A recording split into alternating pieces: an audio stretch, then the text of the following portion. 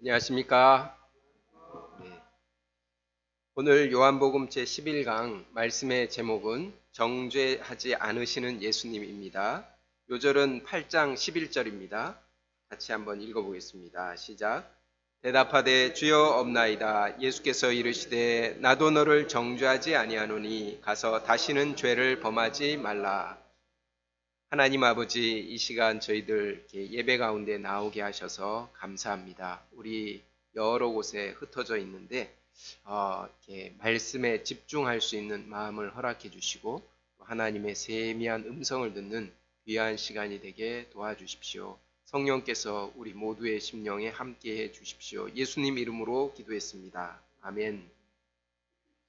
요한복음 7장과 8장은 동일하게 유대인의 초막절을 배경으로 합니다. 초막절은 낮에는 물의 축제, 밤에는 빛의 축제를 합니다. 특히 마지막 날 밤에는 성전 안 여인의 뜰 네 모퉁이에 그 기둥이 큰 기둥이 있는데 거기에 큰 등불을 켭니다. 하나님이 이스라엘 백성의 빛이 되셔서 인도하신 것을 기념했습니다. 레위인들이 악기를 연주하고 여인들이 등불을 들어 노래하고 춤을 추며 축제의 절정을 즐겼습니다. 기록에 의하면 예루살렘 성전에서 나오는 불빛이 예루살렘 전역 곳곳에 환히 비추었다고 합니다. 하지만 오늘 본문에는 그렇게 화려한 불빛 아래서 죄를 지은 한 여인이 끌려 나옵니다. 그녀는 죄의 어둠 가운데 있었습니다. 예수님은 그 여인을 정죄하지 않고 오히려 그의 생명의 빛이 되어 주셨습니다. 이로써 초막절의 진정한 빛이 되심을 증언하셨습니다. 이 시간 우리를 칠흑 같은 죄의 어둠에서 영원한 생명의 빛 가운데로 인도하시는 그 예수님을 만날 수 있기를 기도합니다. 제1장 나도 너를 정죄하지 아니하노라. 8장 11절까지입니다. 초막절 행사가 끝나고 각각 집으로 다 돌아갔습니다. 예수님은 습관을 따라 감람산으로 가셨습니다. 그곳은 예수님의 휴식처요, 무엇보다도 기도하는 장소였습니다. 아침에 다시 성전으로 들어오셨습니다. 백성이 예수님께 가까이 다가왔습니다.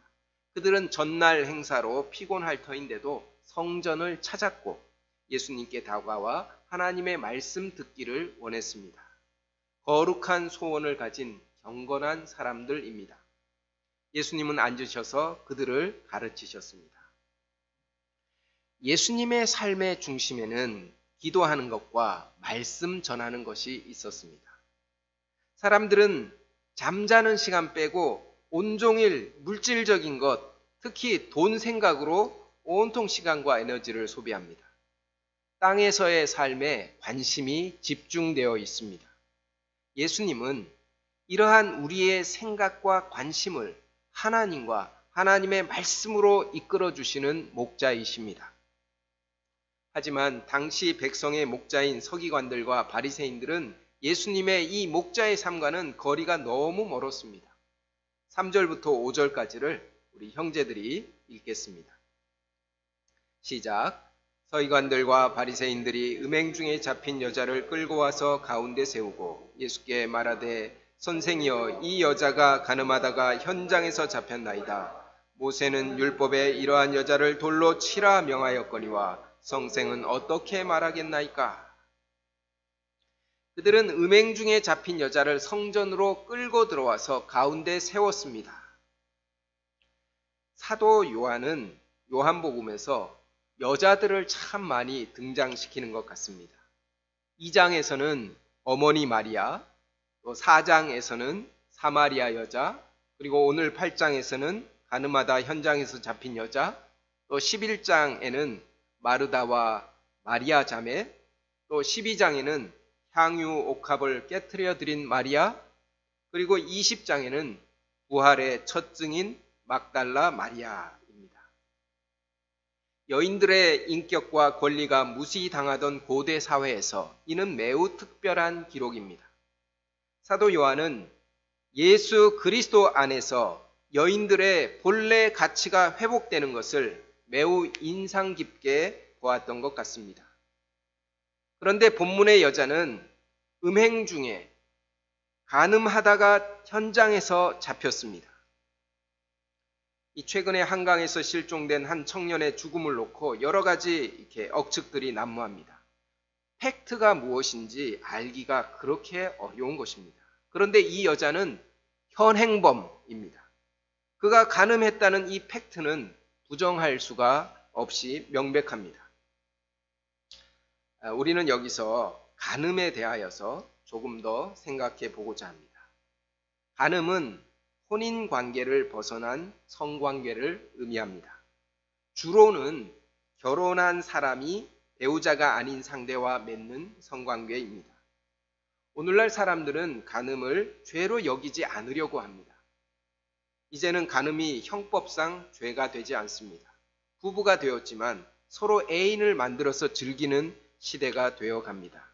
성경이 간음을 죄로 규정한 것은 인간의 자유를 억압하는 구시대의 유물이라고 치부합니다. 이러한 생각이 점점 대세를 이루어 갑니다. 하지만 하나님은 10계명의 제7계명으로 간음하지 말라 명하셨습니다. 모세의 율법에 따르면 간음한 남녀를 반드시 죽여야 합니다. 레위기 20장 10절은 말합니다. 누구든지 남의 아내와 간음하는 자, 곧 그의 이웃의 아내와 간음하는 자는 그 간부와 음부를 반드시 죽일지니라. 심지어 신명기 22장 24절에는 남자와 여자를 둘 다 돌로 쳐서 죽이라고 명했습니다. 간음에 대한 예수님의 견해는 더욱 엄격했습니다. 마태복음 5장에 보면 또 간음하지 말라 하였다는 것을 너희가 들었으나 나는 너에게 이르노니 음욕을 품고 여자를 보는 자마다 마음에 이미 간음하였느니라. 예수님은 음행에 사용된 눈을 차라리 뽑아버리고 손도 잘라버리라고 단호하게 명령하셨습니다. 모세의 율법뿐 아니라 신약 성경은 음행하는 자는 하나님의 나라를 유업으로 받지 못한다고 경고했습니다. 히브리서 13장 4절은 말합니다.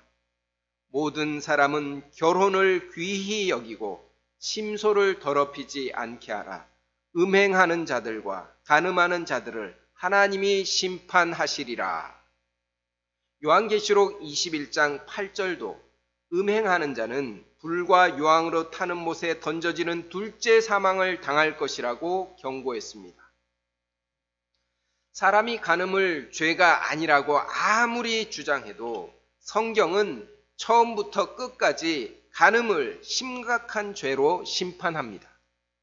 하나님이 간음에 대하여 이렇게 엄하게 심판하는 이유가 무엇일까요? 창세 때 하나님이 제정하신 결혼의 법을 파괴하기 때문입니다. 창조주 하나님은 결혼을 이루시며 둘이 한 몸을 이룰지라고 선포하셨습니다. 예수님도 결혼의 진리를 재차 선포하셨습니다. 마태복음 19장 6절은 말합니다. 그런즉 이제 둘이 아니요 한 몸이니 그러므로 하나님이 짝지어 주신 것을 사람이 나누지 못할지니라. 지난 5월 21일은 무슨 날이었습니까? 네, 맞습니다. 정확하게 알고 계십니다. 왜 21일입니까? 둘이 하나가 되기 때문에, 그죠? 그래서 21일을 부부의 날이라고 합니다. 간음은 두 사람이 하나가 되는 그 신뢰 관계, 연합의 관계를 파괴합니다. 하나님의 법을 파괴하는 죄악입니다. 사도 바울은 사람이 범하는 죄는 대부분 몸 밖에서 행하는 것이지만 음행하는 자는 자기 몸에 죄를 범하는 것이라고 했습니다. 그러므로 우리는 하나님이 제정하신 결혼의 법을 무시하고 음행을 일삼는 이 세대를 따라가지 말아야 합니다. 특히 우리 젊은 청년들은 결혼을 안 했으니까 마음대로 음행을 해도 된다는 그런 엉뚱한 생각을 해서는 안 됩니다. 디모데후서 2장 22절은 말합니다. 또한 너는 청년의 정욕을 피하고 주를 깨끗한 마음으로 부르는 자들과 함께 의와 믿음과 사랑과 화평을 따르라. 청년의 때, 청년의 정욕을 피하는 경건한 생활에 힘쓰지 않으면 절제력을 잃어버리고 쉽게 음행에 빠지기 쉽습니다. 언젠가는 그의 죄가 드러나서 부끄러움을 당하고 하나님을 두려워하면서 피하는 그런 부끄러운 인생이 됩니다. 우리 북악의 청년들은 청년의 정욕을 피하며 아침 이슬 같은 깨끗한 주의 청년으로 살아가기를 기도합니다.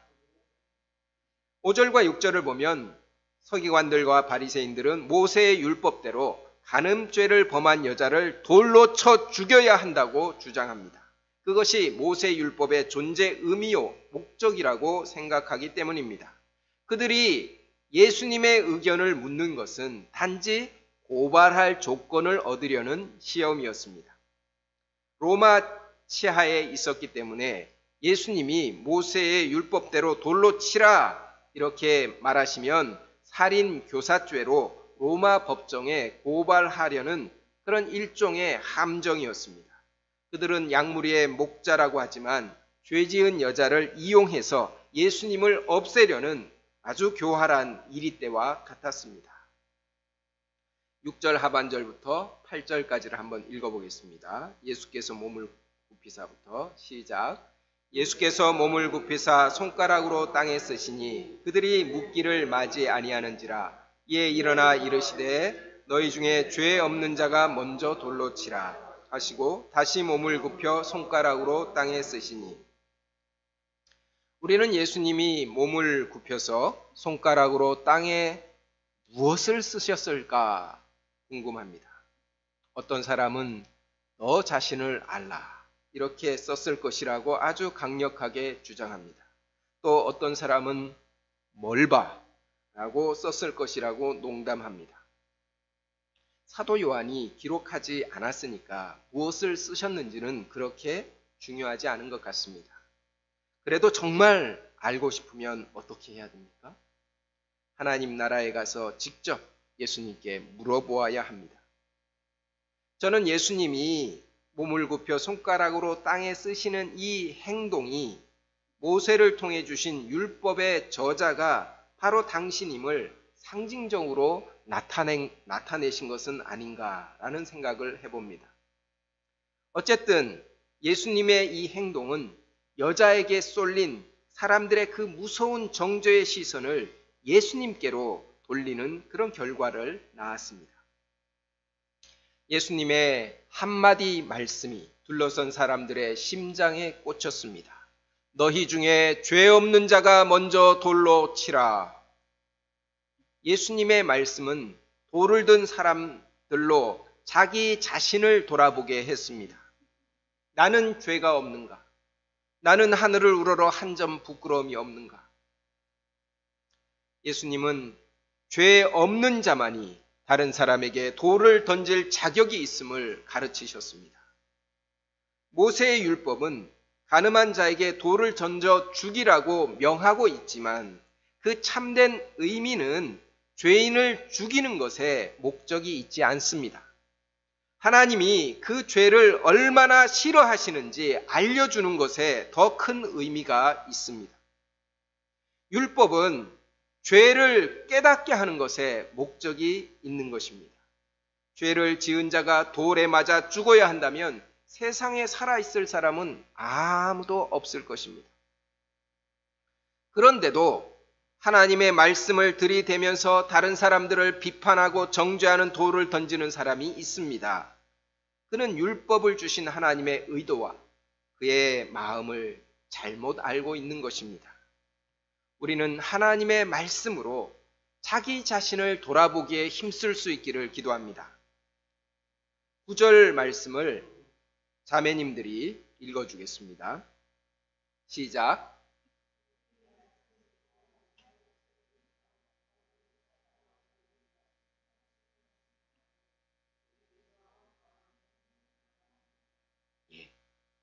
예수님의 말씀은 사람들의 양심을 타격했습니다.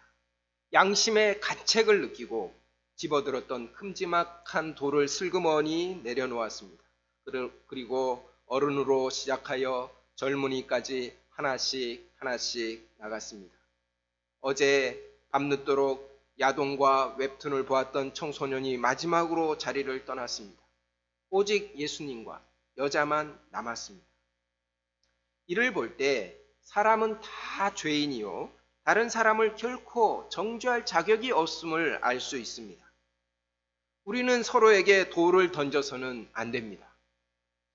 돌을 던질 자격이 없기 때문입니다.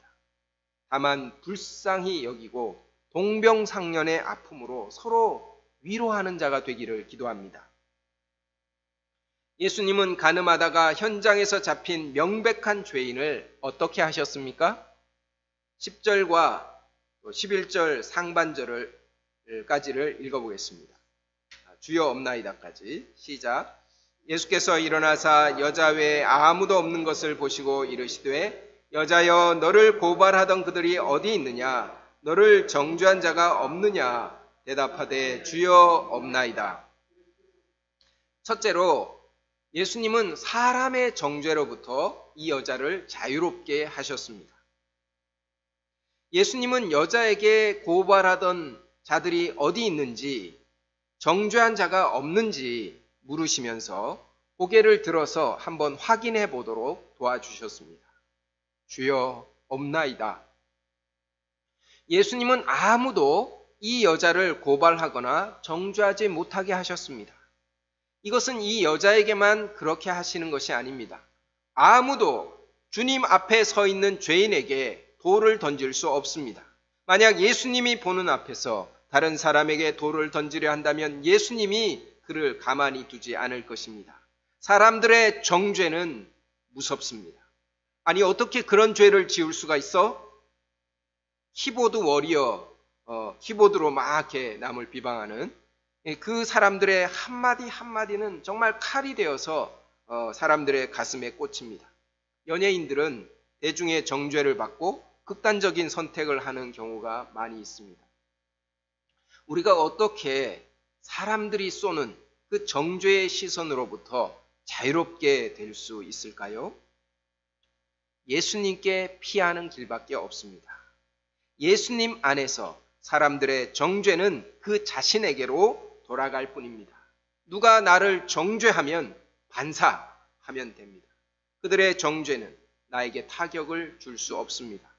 예수님 안에 있는 나를 아무도 정죄할 수 없다는 사실을 굳게 붙잡을 때 비로소 자유로운 심령이 됩니다. 11절 하반절을 읽어보겠습니다. 예수께서부터 시작. 예수께서 이르시되 나도 너를 정죄하지 아니하노니 가서 다시는 죄를 범하지 말라 하시니라. 둘째로 예수님은 하나님의 정죄로부터 이 여자를 자유롭게 하셨습니다. 예수님은 나도 라고 하셨습니다. 나도 정죄하지 않는다고 하셨습니다. 예수님은 누구십니까? 히브리서 기자는 예수님이 우리와 똑같이 시험을 받으셨지만 죄는 없다고 했습니다.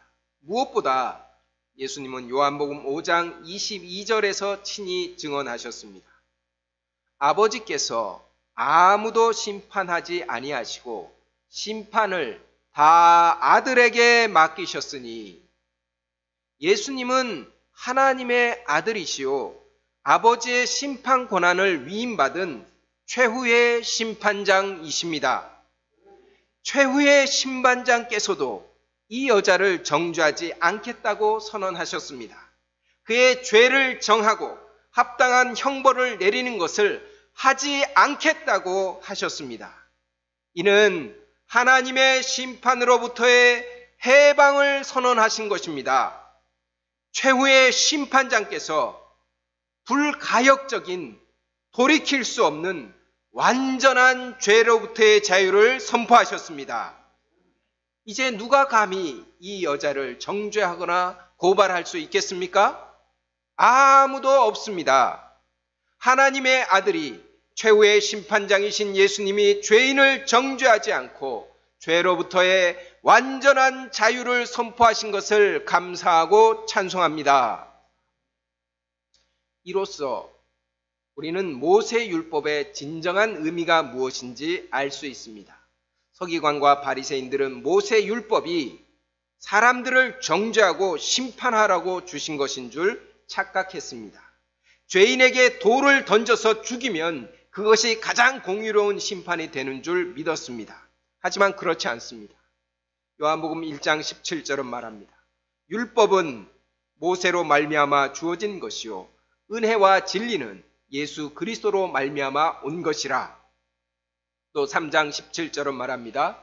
하나님이 그의 아들을 세상에 보내신 것은 세상을 심판하려 하심이 아니요 그로 말미암아 세상이 구원을 받게 하려 하심이라. 예수님은 율법을 주신 하나님이 어떤 분이신 것을 분명하게 나타내셨습니다. 하나님은 율법으로 죄인을 정죄하거나 심판하길 원치 않으십니다. 하나님은 우리의 죄를 깨닫게 하시고 그 죄에서 구원하기 원하시는 은혜와 진리가 충만하신 한 아버지이십니다. 죄인들을 정죄하지 않고 예수 그리스도를 통하여 죄로부터 구원하시는 아버지 하나님께 감사와 찬송을 드립니다. 제2장 가서 다시는 죄를 범하지 말라. 20절까지입니다. 예수님은 여자를 정죄하지 않으셨지만 가서 다시는 죄를 범하지 말라 명하셨습니다. 이것은 죄와 철저하게 싸우는 삶을 살라는 그 삶의 방향입니다. 어떤 사람은 정죄하지 않는 복음을 아주 싸구려 복음 취급합니다. 하나님이 우리 죄를 정죄하지 않으셨으니까 이제 마음대로 죄를 지어도 되네? 그래도 이렇게 정죄받지 않으니까 막 이렇게 죄를 지어도 되는 것으로 착각합니다. 그것이 싸구려 복음 취급하는 것입니다. 그것은 복음의 진정한 의미를 모르는 무지한 자의 착각입니다. 예수님께 죄를 용서받은 사람은 이전보다 더 철저히 죄와 싸우는 삶을 살아야 합니다. 우리가 어떻게 다시는 죄를 범하지 말라는 말씀에 순종할 수 있을까요? 12절 말씀은 같이 읽어보겠습니다. 시작. 예수께서 또 말씀하여 이르시되 나는 세상의 빛이니 나를 따르는 자는 어둠에 다니지 아니하고 생명의 빛을 얻으리라. 오늘날 세상은 죄와 사망의 어둠이 지배하고 있습니다. 어떻게 살아야 하는지, 무엇을 위해 살아야 하는지 알 수가 없습니다. 무엇보다 죄의 쾌락이 온 세상을 뒤덮고 있습니다. 죄를 죄로 여기지 않습니다. 음란과 마약과 쾌락이 일상이 되고 있습니다. 그래서 세상은 정말 소망이 없는 어둠 그 자체입니다. 그 죄를 즐기는 사람의 마음도 어두운 지하 감옥에 갇힌 것처럼 어둡기만 합니다. 빛이 없다면 칠흑같이 어두운 광야 한복판에서 아무도 빠져나갈 수 없을 것입니다. 예수님은 이런 세상의 빛이십니다. 어떻게 살아야 하는지, 무엇을 위하여 살아야 하는지 진리의 빛을 비추어 깨닫게 하십니다. 우리는 다시 죄를 짓고 또 죄책감과 정죄감에 시달리는 연약한 자들입니다. 하지만 예수님은 우리를 정죄하지 않는 은혜와 사랑의 빛을 계속 비추어서 우리로 하여금 새 생명을 얻게 하십니다. 그래서 예수님은 우리에게 생명을 주시는 생명의 빛이십니다. 우리에게 영원한 생명의 빛을 주시는 세상의 빛 예수님을 찬양합니다. 13절부터 20절까지를 보면 바리새인들은 내가 너를 위하여 증언하니 내 증언은 참되지 아니하다 라면서 예수님의 증언을 배척했습니다. 이에 대하여 예수님은 너희는 나를 알지 못하고 내 아버지도 알지 못하는도다. 나를 알았더라면 내 아버지도 알았으리라 증언하십니다. 그들이 예수님을 믿지 못하는 이유가 무엇입니까? 그 근본 이유는 하나님을 알지 못하기 때문입니다. 인간의 죄책감을 다룬 문학 작품은 많이 있습니다. 그 중에서 대표적인 책이 도스토옙스키의 죄와 벌, 그리고 나다니엘 호손의 주홍글씨입니다. 가난한 대학생 라스콜레니코프는 늙고 이기적인 전당포 주인과 그의 동생을 살해합니다. 자신의 행위를 정당화하려고 했지만 그 죄책감으로 악몽과 망상에 시달립니다. 그의 죄를 숨기고 살아갈 때 살아도 사는 것이 아니었습니다. 하지만 그를 사랑하는 여인의 도움으로 자수를 하고 벌을 받을 때 그에게 새로운 삶의 희망이 생겼습니다. 주온 글씨에서 불륜을 저지른 젊은 여인은 붉은색으로 간음을 뜻하는 어덜터리, A 글자를 평생 가슴에 달고 살아야 하는 그런 형벌을 받습니다. 하지만 죄가 드러나지 않은 목사는 사람들로부터 여전히 존경을 받지만 괴로움 속에서 점점 병들어 갑니다. 그러다가 결국 많은 사람 앞에서 자신의 죄를 자백하고 죽습니다. 가늠하다 현장에서 잡힌 여자는 끝까지 자기 죄가 들키지 않기를 바랐을 것입니다. 그의 죄가 만천하에 드러났을 때 내 인생은 이제 끝장났다 생각했을 것입니다. 그런데 그곳에 누가 계셨습니까? 예수님이 계셨습니다. 예수 그리스도께서 사람들의 정죄로부터 그녀를 보호해 주셨습니다. 하나님의 정죄와 심판으로부터 그를 구원해 주셨습니다. 예수 그리스도 안에서 사람들의 정죄는 멈추고 하나님의 심판은 종결됩니다. 어둠 가운데 거하던 자가 세상의 빛 예수님 안에서 영원한 생명의 빛을 얻습니다. 우리는 예수 그리스도 안에서 하나님의 심판과 정죄에서 영원히 해방된 자들임을 믿습니다. 나도 너를 정죄하지 아니하노니 가서 다시는 죄를 범하지 말라. 이 말씀은 양심의 가책으로 괴로워하던 저에게도 참 자유와 평안을 선물해 주었습니다. 저는 여전히 죄입니다. 가서 다시는 죄를 범하지 말라 하였지만 번번이 죄에 넘어지는 자입니다. 안목의 정욕, 육신의 정욕, 또 미움과 시기심, 물질에 대한 탐욕에 사로잡히는 죄인입니다. 하지만 그러함에도 지금 주님 안에서 자유롭게 살 수 있는 것은 정죄하지 않으시는 주님의 그 은혜와 사랑 때문임을 믿습니다. 주님이 내가 받을 정죄를 십자가에서 대신 받으셨습니다. 이것이 없었다면 저는 살 수 없습니다. 사람들은 죄가 드러나지 않기를 바라지만 죄를 숨기고 사는 그 인생은 어둠 자체입니다. 인간은 죄가 주는 괴로움에서 스스로 벗어날 수 없습니다. 이제 우리는 예수님 앞에서 날마다 죄를 자백하며 죄사함의 은혜를 누리며 살기를 기도합니다. 무엇보다 다시는 죄를 범하지 않고자 필사적으로 죄와 싸우는 그 경건한 삶, 거룩한 삶을 살기를 기도합니다. 죄인을 정죄하지 않으시고 우리 죄를 대신 지고 십자가에서 죽으신 우리 주 예수 그리스도를 찬양합니다. 기도하겠습니다. 하나님 아버지, 예수님께서 죄인들을 정죄하지 않으시고 그의 빛이 되셔서 생명의 빛을 주신 것을 생각할 때 감사합니다. 하나님은 율법으로 우리를 정죄하고 죽이려는 그런 목적을 갖고 계시지 않습니다. 우리의 죄를 깨닫게 하시고 예수 그리스도 안에서 죄사함 받고 하나님 안에서 영원히 자유롭게 살게 하는 것이 하나님 아버지의 마음입니다.